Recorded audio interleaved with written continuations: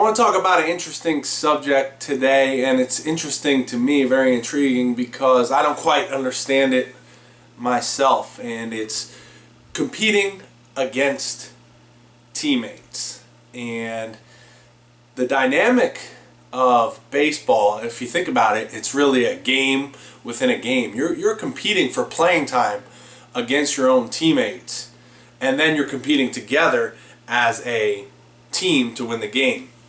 I've heard baseball described as an individual team sport, and that makes sense.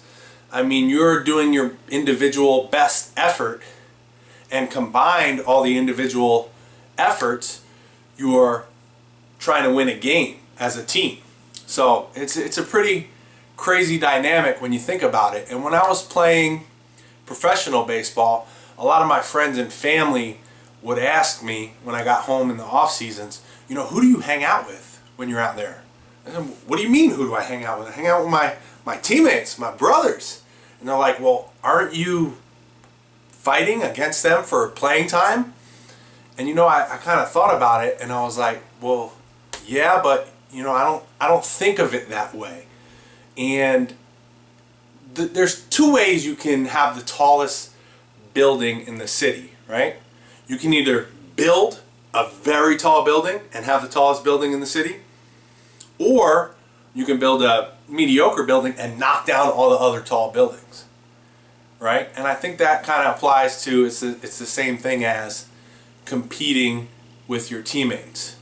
You don't want to bring them down, because you have this team goal, you have this team unity, this team chemistry. These are my brothers. These are the guys I'm fighting with and fighting for.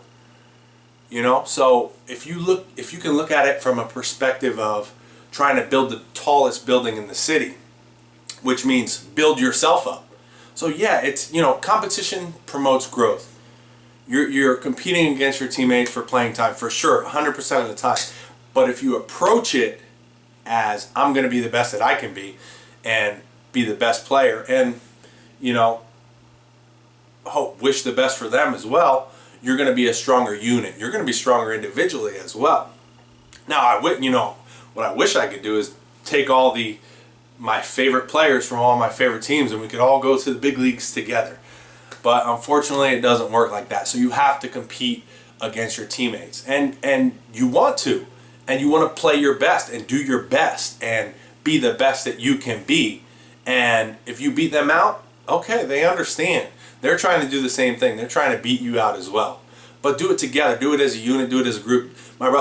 All these jerseys hanging over my walls are mostly guys that I played with coming up. And, they've all made it up to the big leagues. And I'm so happy and so thrilled for them. There's no resentment towards them.